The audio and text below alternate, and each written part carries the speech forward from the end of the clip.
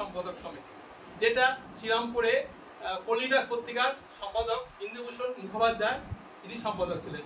ইন্দুভূষণ মুখোপাধ্যায় হচ্ছেন হুগলি জেলা পত্র পত্রিকা সম্পাদক সমিতির সম্পাদক ছিলেন প্রথমে।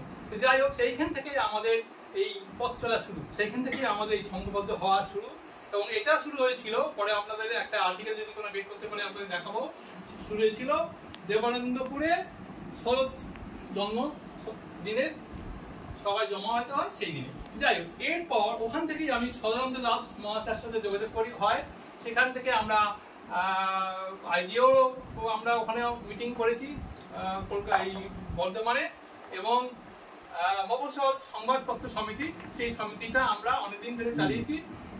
শেষ সম্পাদক বলতে গেলে আমি, কিন্তু যে কোনো কারণে হোক সেইটারই এইটা আমি উনি থাকাকালীনই আমি West Bengal little news paper association আমি করি, সংগঠনটা একটা হোয়াটসঅ্যাপ গ্রুপ করি, আর সেই থেকেই আমাদের পত্রিকা শুরু। এই গ্রুপেতে অনেকে পত্রিকা পোস্ট করেন এবং তাদের ভিডিও পোস্ট করেন। যাই হোক, আমরা আজকে মিলিত হয়েছি মূলত কাকলিরই কথায় উদ্বুদ্ধ হয়ে। কাকলি বললো আমাদের কি কোনো দাবি দাবা নেই? বলে হ্যাঁ আছে। তো ঠিক আছে, আমরা যে মিটিং ডাকবো সেই উপলক্ষে আমরা আজ মিটিংয়ে উপস্থিত হয়েছি, এই সভাতে উপস্থিত হয়েছি। আমাদের মূল কথাই আমি কয়েকটা বিষয় বলবো।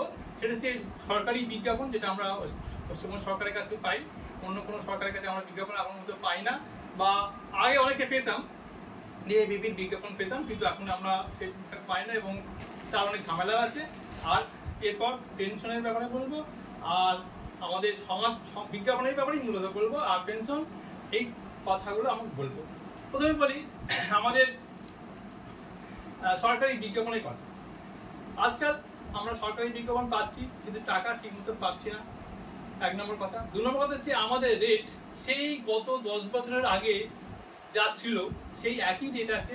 কোনো এই দর বৃদ্ধি, মানে আমাদের যে সার্কুলেশন ওই যে ছিল অনেক আগে, কিন্তু সার্কুলেশন অনুযায়ী রেট ছিল না, এটা ইনি জানেন, আপনারাও মনে থাকতে পারে।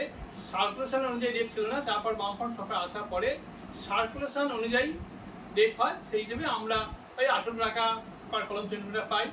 কিন্তু আমাদের বিজ্ঞাপনগুলো এমন সময় দেওয়া হয় যে সময় আমরা ছাপতে পারি না বা ছাপতে খুব অসুবিধা হয়, এই একটা প্রবলেম। অর্থাৎ বিজ্ঞাপন দেওয়ার কম, বিজ্ঞাপন পাই কম, পেতামও কম, আগে মাঝে খুবই কম পেতাম। এবার বিজ্ঞাপন যেগুলো পাই সেগুলো যথাসময়ে আমাদের পাই না। অর্থাৎ আমাদের এই পত্রিকার বিজ্ঞাপন, মানে পত্রিকা ছাপা থেকে শুরু করে আর মানে লোকের কাছে পৌঁছানো, গ্রাহকদের কাছে পৌঁছানো একটা টাইম লাগে। ডেইলি পেপার যেমন রাত্রিবেলা পর্যন্ত নিউজ নেয়, সংবাদ নেয়, তারপরের দিন নিউজ পেপারটা বেরোয়, আর তারপরের দিন সেই নিউজ পেপারটা পুরাতন হয়ে যায়। কিন্তু আমাদের ক্ষেত্রে তা না। আমাদের ক্ষেত্রে কিন্তু আমরা এটা আমরা ওই জন্যই আমরা সমীক্ষামূলক সংবাদ প্রকাশ করি, এলাকার বিভিন্ন সংবাদ প্রকাশ করি, এবং আমাদের পত্রিকাটা লোকের কাছে পৌঁছতে, অর্থাৎ পত্রিকা বিজ্ঞাপন দেওয়া থেকে শুরু করে ছাপা এবং সার্কুলেশন মানুষের কাছে পৌঁছানো বেশ টাইম লাগে, সময় লাগে। কিন্তু পশ্চিমবঙ্গ সরকার বর্তমানে যেভাবে বিজ্ঞাপন দিচ্ছে সেভাবে আমরা সেই টাইমটা পাচ্ছি না, তার ফলে আমরা খুব অসুবিধা করছি। এক নম্বর। দু নম্বর হচ্ছে আমাদের দর অনেক কম আগের মতো। 3 নম্বর হচ্ছে আমরা অপর্যাপ্ত বিজ্ঞাপন পাচ্ছি না। এই তিনটে মূলত বিষয় রয়েছে। আরেকটা ব্যাপার হচ্ছে ডিআইসিউ, মানে জেলা তথ্য আধিকারিকের সাথে আমরা কোনো যোগাযোগ করি না, বা তারা আমাদের সঙ্গে কোনো যোগাযোগ করেন না।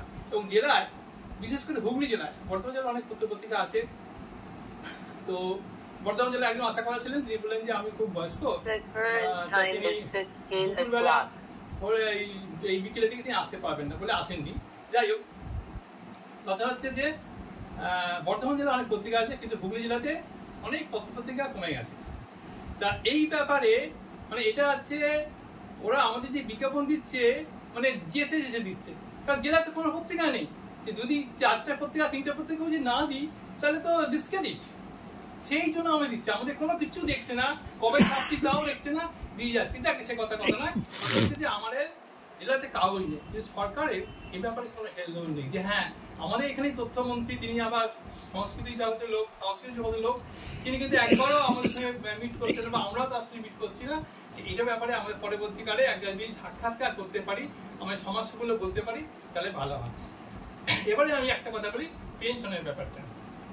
পেনশনের ব্যাপারটা বিগত বামফ্রন্ট সরকার তাদের যে রাষ্ট্রমন্ত্রী ছিলেন অঞ্জন বেরা, তো সৌরেন্দ্রনাথ বেরা বলে বেরা, তো সৌমেন বেরা, যার ডাকনাম যে অঞ্জন বেরা বলে পরিচিত, তিনি আমাদের পরিচয় হয়েছিল যা মেলা উপলক্ষে।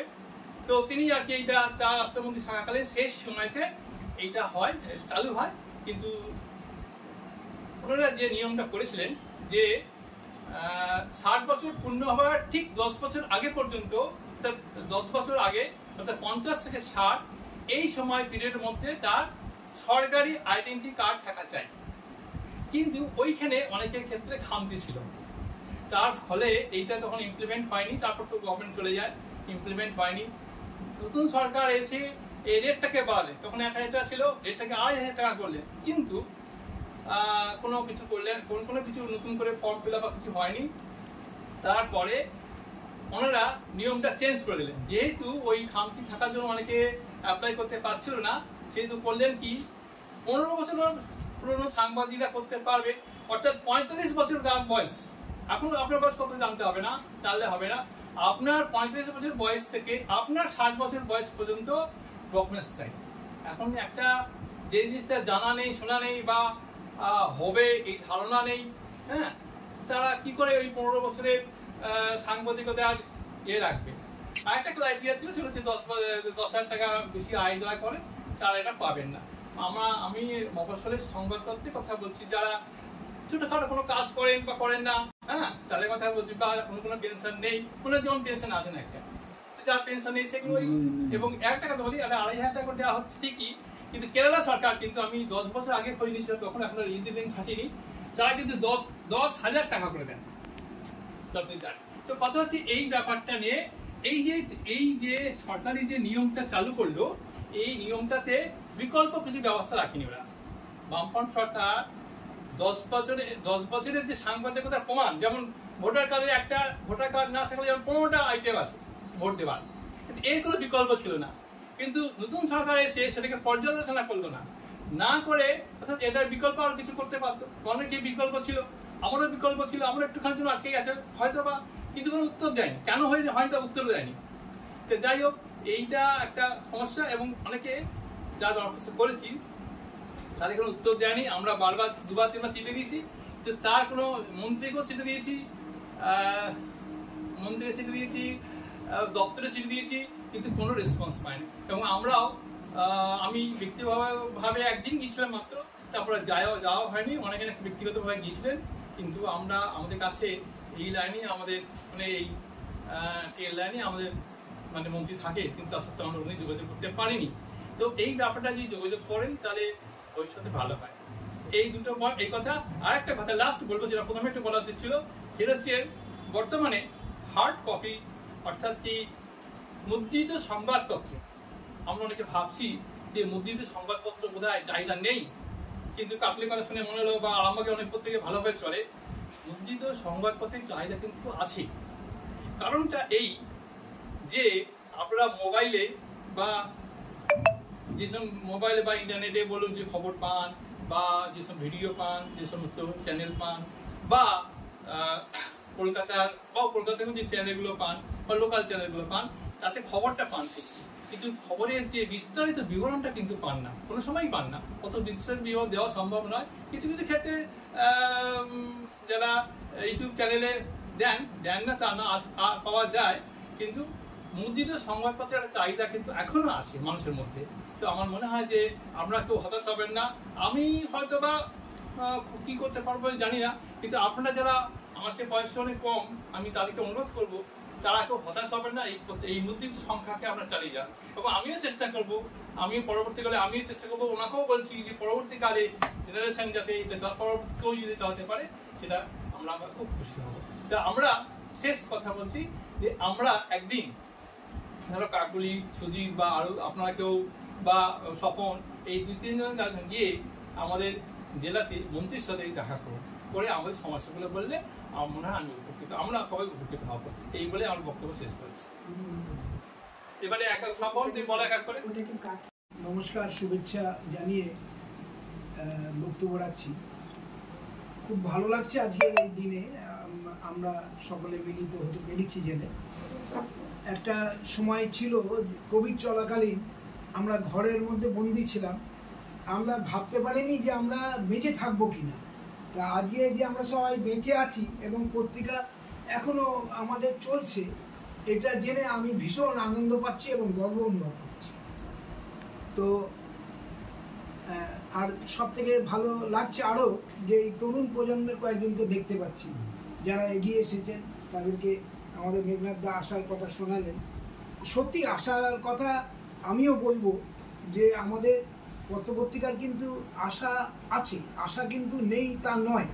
হয়তো সমস্যা হচ্ছে, আপনার আরএনআই সমস্যা হচ্ছে, কাকুলিদি আরএনআই সমস্যা হচ্ছে, আরএনআই সমস্যা ছিল, আছে, থাকবে, কিন্তু সমস্যার সমাধানও আছে। আমি তো যেমন গত মাসে আমার কেন করব সেটা হচ্ছে আমাদের যারা ছোট পত্রিকা আমরা চালাই, আজকে এই জায়গায় এই মুহূর্তে আমরা উপস্থিত হয়েছি অভিনব অগ্রণী দিলীপ বাবুর বাড়িতে। দিলীপবাবু আজকে আমাদের এই জায়গাটা করে দিয়েছেন, কারণ আমরা এত সদস্য আছি কিন্তু আমাদের এখনো পর্যন্ত কোথাও বসার মতো সেভাবে জায়গা ছিল না।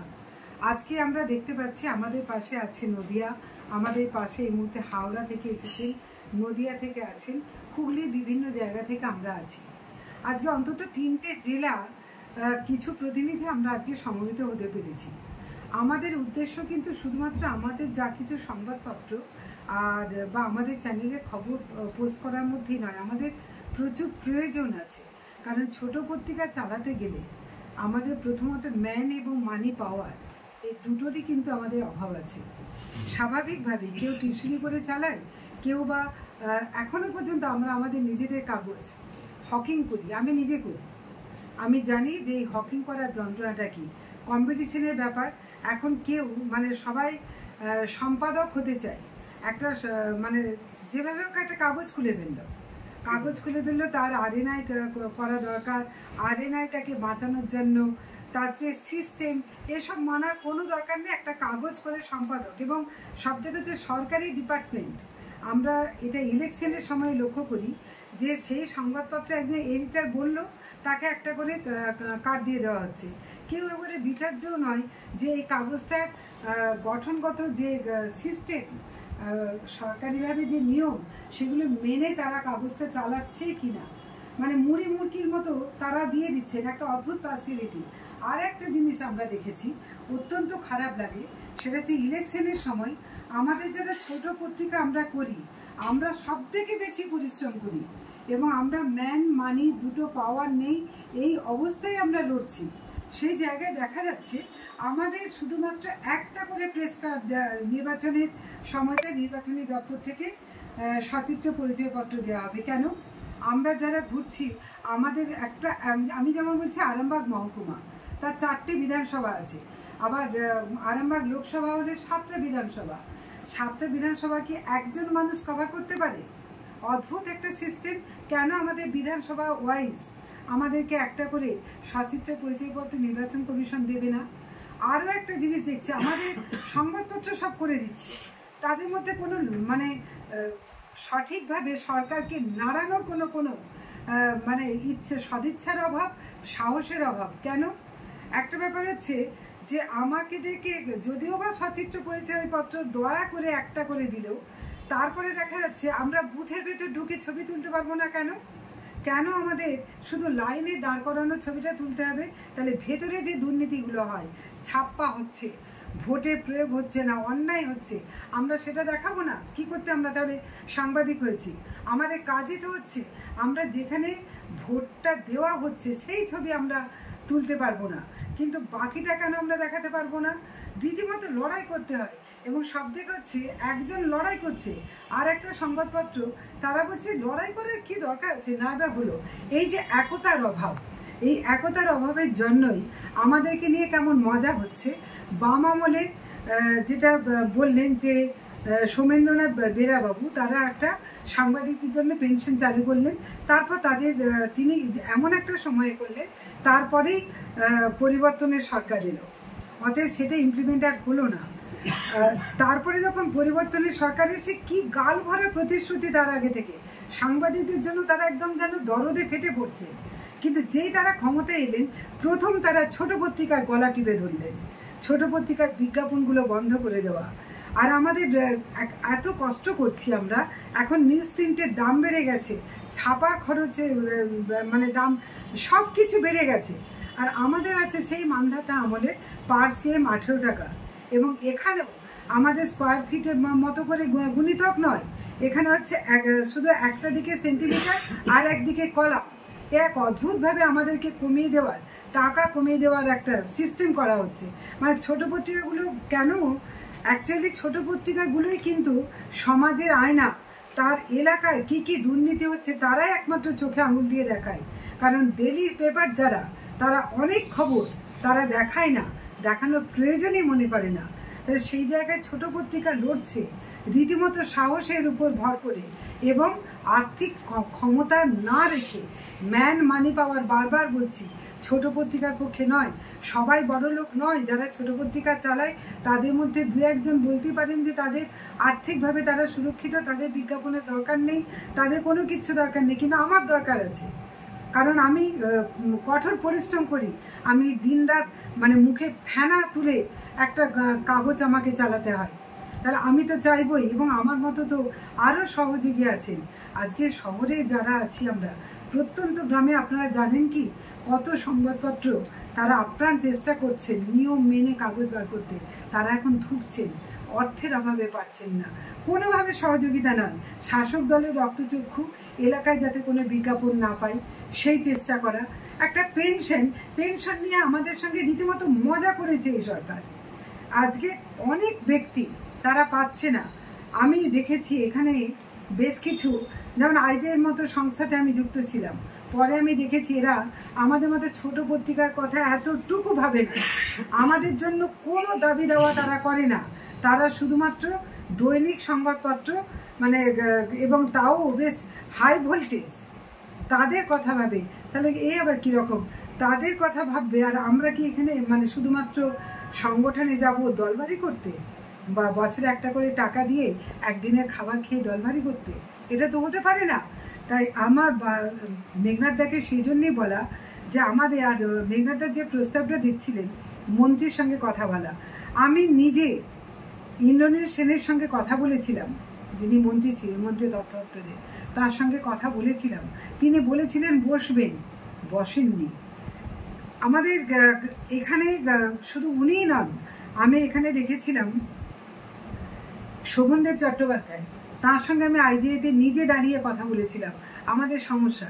তিনি খুব সুন্দর করে বলে দিলেন, কারণ আমাদেরকে তো দরকার হয় না, আমাদেরকে দরকার হয় বলে তারা গালভরা প্রতিশ্রুতি দেন, একটাও কাজ করেন না, কেউ করেন না, আমাদের কথা কেউ ভাবেন না। এখন আমাদের একজোট হয়ে কাজ করার সময়।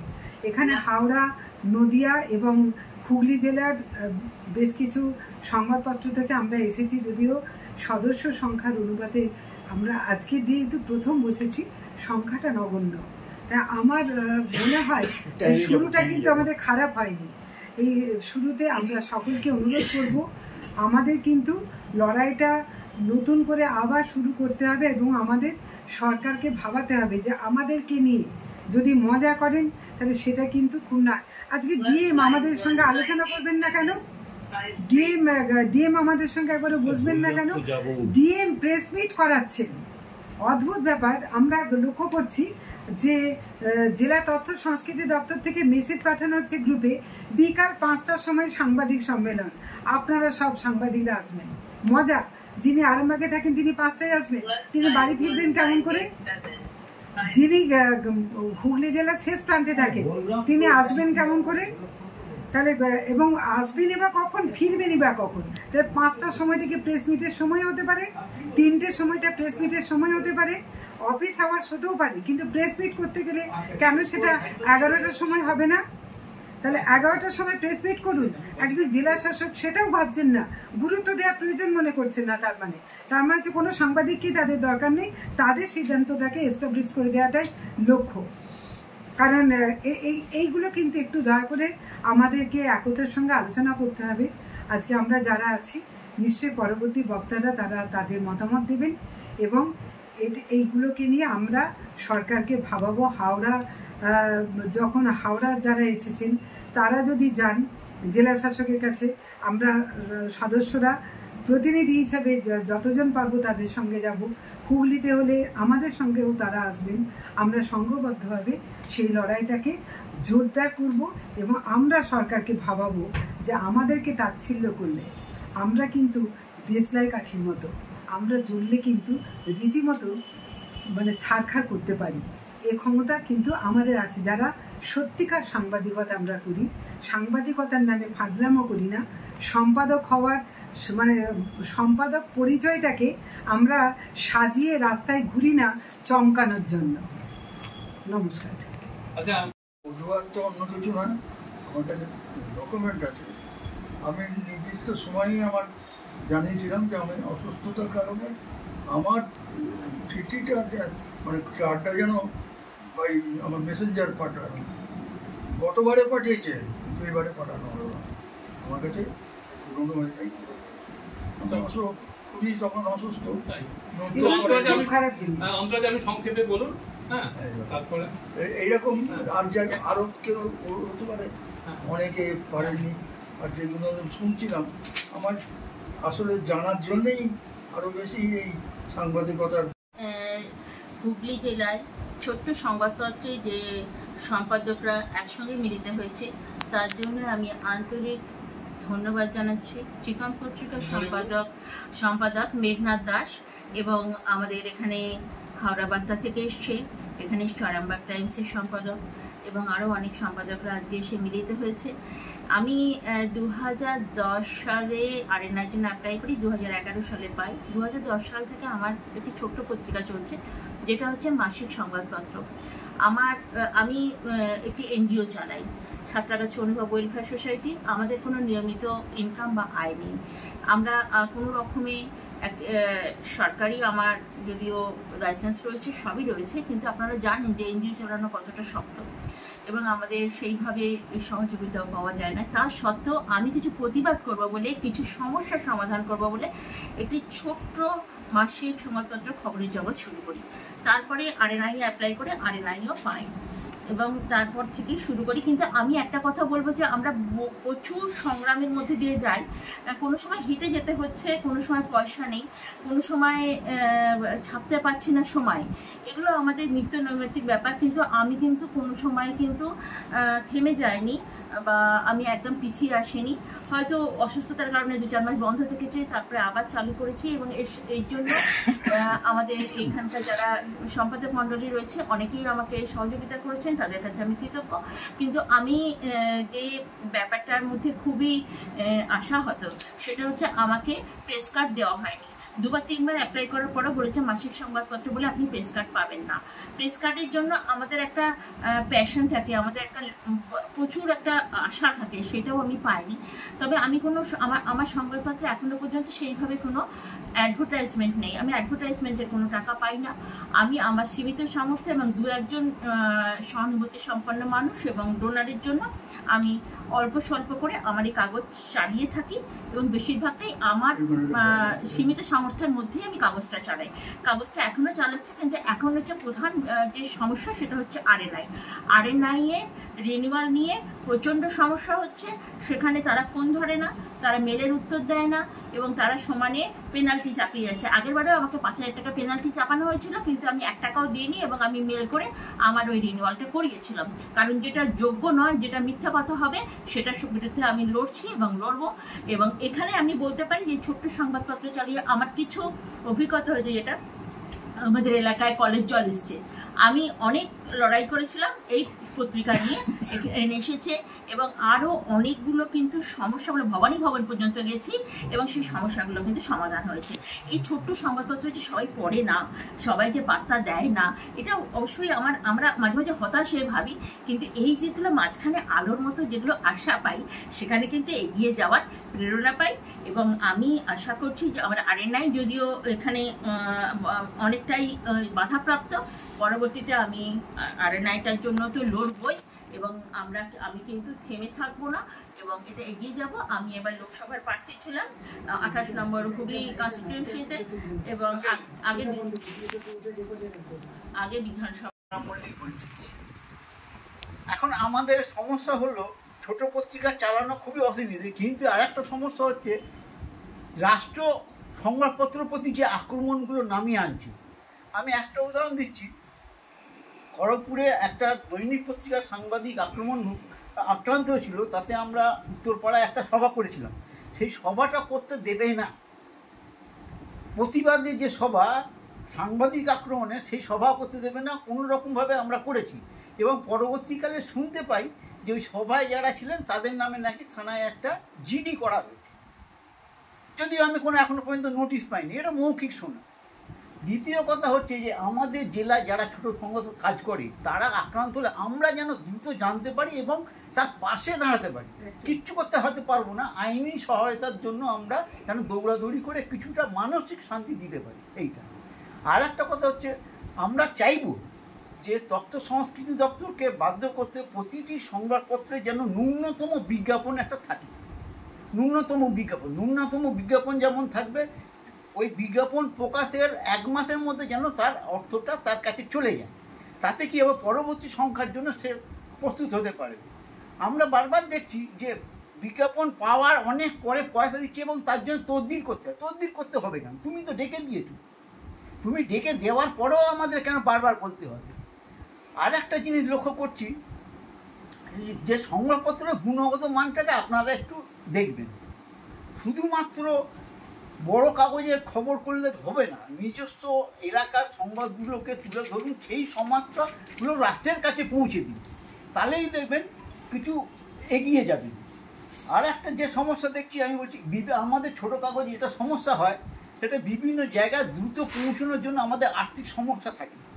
আমরা আগে একটা প্রেস কার্ড ব্যবহার করতাম বাসে ফ্রি যাওয়ার জন্য, বাসে ফ্রি বাস সিট। আমরা যাতে ফ্রি বাস পাই তার জন্য জেলা শাসক বা তথ্য দপ্তরকে আমরা বলবো যে যারা জেলার কাগজ করে তারা যেন ফ্রি বাস পাসটা পায়। তাহলে কি হবে, ধরুন খানাকুল, গোঘাট, হ্যাঁ, এই সমস্ত জায়গায় যারা পৌঁছতে পারে। এই বলে আমার বক্তব্য শেষ করছি। নমস্কার। সবাইকে নমস্কার করে বলছি যে তার মধ্যে সমস্যা যেগুলো আছে খুব একটা বড় সমস্যা নয়, কিন্তু সমস্যাটা আমাদের কাছে বড়। এই জন্যই আমাদের কাছে কিন্তু আমরা কেন বলছি ছোট পত্রিকা বলবো না, বলবো আমরা জেলার পত্রিকা। ছোট কথাটাই আমরা বলবো, আমাদের জেলার পত্রিকা।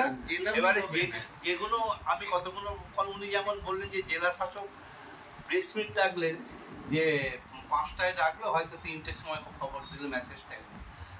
এটা কিন্তু সর্বত্র, এটা কিছু করার নেই। এটা যে জেলা শাসক, তার কাছে যখন মেসেজ আসবে যে আমি প্রেস মিট করবে অমুক আজকে আমাদের এই প্রেস মিট হবে, সেটা ওরা ডিআইসিওকে জানাবে, ডিআইসিও এবার কে তার যে টাইমটাই করা হয় 5টায় করলে সবাই আসতে পারে জেলায় না, সেইটাই বলছি।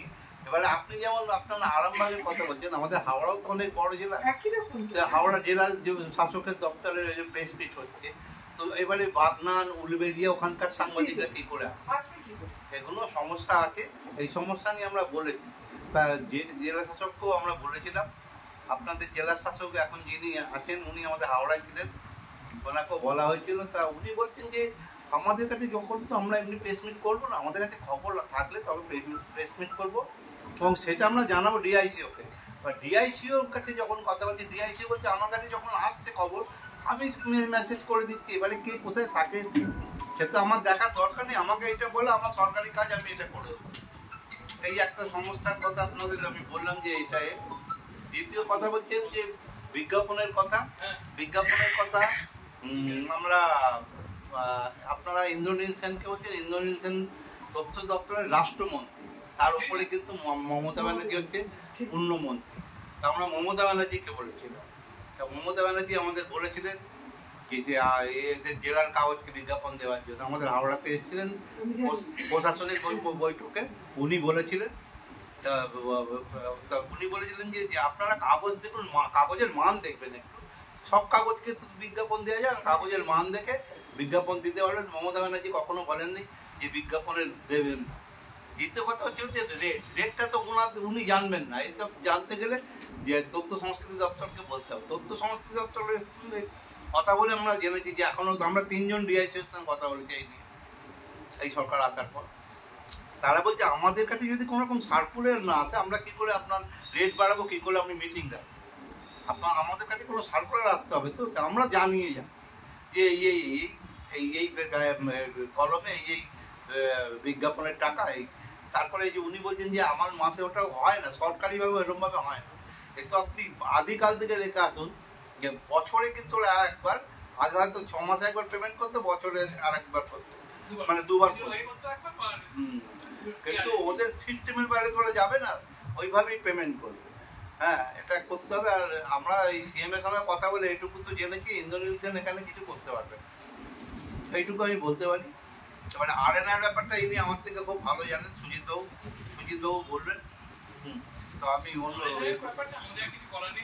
আমি তো কোনো পাচ্ছি না, সব পয়েন্টগুলোই দেখলাম ছুঁয়ে গেল। বিজ্ঞাপনের ব্যাপারে আমার কাছে এখন মেসেজ এলো শনিবারের মধ্যে ছাপতে হবে। এটা ওটা তো বলছি, তো বলে আগে লেজটা দিয়েই শুরু করি, এই মাত্র মেসেজ এলো, যেটা আমি প্রথমেই বললাম।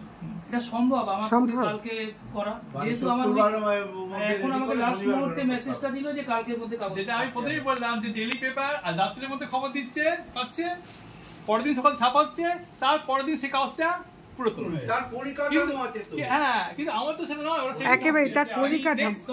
ছোট্ট করে বলছি আপনাদের যে এইরকম একটা সভা আহত করেছেন, আহ্বান করেছেন, ভালো লাগলো। কেন আমাদের অনেকের অনেক সমস্যা রয়েছে আমাদের জেলাতে, আমরা নিজেরা গিয়েই আমাদের সমস্যাগুলো মেটাতে চেষ্টা করি, কিন্তু এখান থেকে অনেকগুলো জেলাকে নিয়ে যদি সম্মিলিতভাবে করেন তো সেই জন্য আমরা পাশে আছি। আমাদের একটা মোটো আছে, ইনি জানেন, আমরা প্রত্যেক বছর জেলা পত্রপত্রিকা সম্মেলন করতাম। কোভিডের পরে এটা করা সম্ভব হয়নি, সেইখানেতে বিভিন্ন জেলাকে আমরা ডাকি, তাদের সমস্যাগুলোকে নিয়ে আমরা একটা স্মারকলিপি করে, আমরা তো আমাদের জেলায় দিয়ে দিলাম তা নয়, আমরা সরাসরি কিন্তু ডিপার্টমেন্টকে বা কনসার্ন যিনি মন্ত্রী থাকেন তাকেই আমরা জানাই। যেহেতু আজকে এখানে প্রথম এটা হয়তো লোকজন কম এসেছেন, পরবর্তীকালে আপনারা এরকম একটা ভালো সভা ডাকুন যাতে আরো লোকজন আসে, আমরাও চেষ্টা করব। সমস্যা অনেক, সবকটাই আপনারা ছুঁয়ে গেছেন, এখানে কিছু বলার নেই। আর আমি হাওড়া জেলার বাসপাসের ব্যাপারে, এটা কিন্তু হাওড়া জেলায় প্রথম রাস্তা দেখিয়েছিলাম, যেটা আমি মমতা বন্দ্যোপাধ্যায়কে সরাসরি উনি বলেছিলাম। তখন উনি খলিল আহমেদ ছিলেন পরিবহন দপ্তরের, তাকে আদেশও দিয়েছিলেন। উনি বললেন যে যখন হাওড়া এটা পথ দেখিয়েছে আপনি কেন এটাকে বন্ধ করেছেন, আপনারা সব জেলায়। অনেক জেলাতেই অনেক সময় চালু ছিল, হুগলিতে দীর্ঘ বছর আগে চণ্ডীতলার সংবাদ। পরে আলোচনা করা যাবে, আর তো বেশি সময় নেই। এইগুলো নিয়ে তাহলে আপনারা পরবর্তীকালে এটা সভা ডাকুন। আর আপনি এবার বলুন, আমার পরিচয়টা একটু বলে দিন। যে পরিচয় তো দাও, ভুলে গেছি। সৌরভ সিংহ, জয়েন্ট সেক্রেটারি, হাওড়া প্রেস। হ্যাঁ, বলুন এবার। প্রথমে হচ্ছে আমার একটা ছোট্ট আপত্তি, সেটা হচ্ছে ছোট পত্রিকার কথাটা। কেন ছোট বলে নয়, যেমনি একটা দৈনিক পত্রিকা যেমনি আরএনআই স্ট্যাটাস, যেটা তাদেরকেও পিআইবির কাছে যেমনি জমা দিতে হয়, জেলার পত্রিকাগুলোকেও সেই একই জিনিস করতে হয়। ওই জন্যে যদি এই যে আজকে যেহেতু প্রথম আহুত সভা, তাই জন্যে আজকেই এটা সিদ্ধান্ত নিয়ে নামটা অন্তত ছোটর জায়গায় জেলার কথাটা রাখা হোক, তাতে আমাদের সম্মানটা অনেকটা বাড়বে। আমি মনে করি এটা আমার সম্মানটা বাড়বে। কেন West Bengal district paper news paper association করুন, ওয়েস্ট বেঙ্গল স্মল কথাটা বললে আমার খুব নিজেকে ছোট লাগছে। লিটিল হোক স্মল হোক জিনিসটা একই হচ্ছে। হ্যাঁ, কেন আমরা কোনো অংশে, কেন আমরা নিজেরাই প্রথমে আমরা বলছি আমরা ছোট, তাহলে লড়বোটা কিভাবে? হ্যাঁ, সেটাই। আর দ্বিতীয়ত ঘটেছে উনি যেটা বলছেন যে 1 মাসের পত্রিকাকে প্রেস কার্ড দেয় না, কিন্তু আমি বলছি কিন্তু আমাদের জেলায় কিন্তু 1 মাসের পত্রিকা প্রেস কার্ড আছে, মাসিক পত্রিকা আছে। এবার যেটা হচ্ছে আজকে যে এটা সভাটা আহ্বান করা হয়েছে, আলোচনা যেগুলো সবাই করেছেন, মোটামুটি সবাই কম বেশি ছুঁয়ে গেছেন। এবং সুজিতবাবু তো ভালো কথাই বলেছেন যে এইরকম ভাবে বিজ্ঞাপনের ব্যাপারটা ওরা করে। আর সর্বোপরি হচ্ছে যে যারা ডিআইসিও হিসেবে এসছেন তাদের থেকে সেইভাবে কোনো রকম সহযোগিতা খুব একটা পাওয়া যায় বলে মনে হয় না। বিশেষ করে আমার তো হাওড়ায় তো দেখি আমি ডিআইসিও কোনো সহযোগিতা নেই। যাই হোক, তবে এইটা আরো মাসে মাসে অন্তত বসলে এবং এইটাকে আরো জোরদার করে বিভিন্ন কর্মসূচি নিতে হবে এবং বিভিন্ন জেলায় গিয়ে এই স্মারকলিপি দেওয়া, বিভিন্ন এই যে দাবি দেওয়া, যে আজকে যে পয়েন্টগুলো উঠেছে সেই পয়েন্টগুলো বিভিন্ন জেলায় গিয়ে একত্রিতভাবে আমাদের করতে হবে এবং সেটা করলে বরঞ্চ সংগঠনে জায়গাটা বাড়বে। আর আবার আমি ওই কথাটা বলবো যে শেষ কথাটা, স্মল কথাটা তুলে দিই একবারেই। আচ্ছা, আমি এবার আমি কম্প্রোমাইজ সমস্ত ব্যাপারটাকে নিয়ে একটুখানি সাবমিট করে দিচ্ছি, আমি কি বলবো শেষ বক্তব্য রেখে দিচ্ছি। এটা হচ্ছে যে আপনাদের সকলের কথা শুনলাম, আমাদের একটা গুরুত্বপূর্ণ কথা হচ্ছে উনি যেটা বলেছেন যে মাসিক তো পায়, উনি তো মাসিক পত্রিকা, অতএব আপনি মাসিক পত্রিকা সংবাদপত্র যদি ঠিক মতো বের করে তাহলে মাসিক পত্রিকা আপনারা পাবেন এবং সে ব্যাপারে আমরা যথাযথ চেষ্টা করবো, 1 নম্বর। আচ্ছা, দ্বিতীয় কথা বলা হয়েছে যে বিজ্ঞাপনের রেট ফেট নিয়ে যে সুজিত যেটা বললো বা আপনারা যেটা বললেন যে ওটা তো দেখে, কিন্তু কথা হচ্ছে যে ট্রেন পাবো না, পশ্চিমবঙ্গের অন্যতম নির্ভরযোগ্য engineering college Mallabhum institute of টেকনোলজিতে স্বাগতম। প্রতিষ্ঠিত 2002 সালে, যেখানে উদ্ভাবন মিলিত হয় উৎকর্ষের সাথে। আমাদের আধুনিক শ্রেণীকক্ষ এবং ল্যাব শিক্ষার সেরা পরিবেশ দিই। আমরা 5টি কোর্স অফার করি: computer science, mechanical, civil, electrical এবং ইলেকট্রনিক্স অ্যান্ড কমিউনিকেশন ইঞ্জিনিয়ারিং। আজই ভর্তি হন এবং আমাদের যাত্রায় অংশগ্রহণ করুন। যোগাযোগ 8336984278।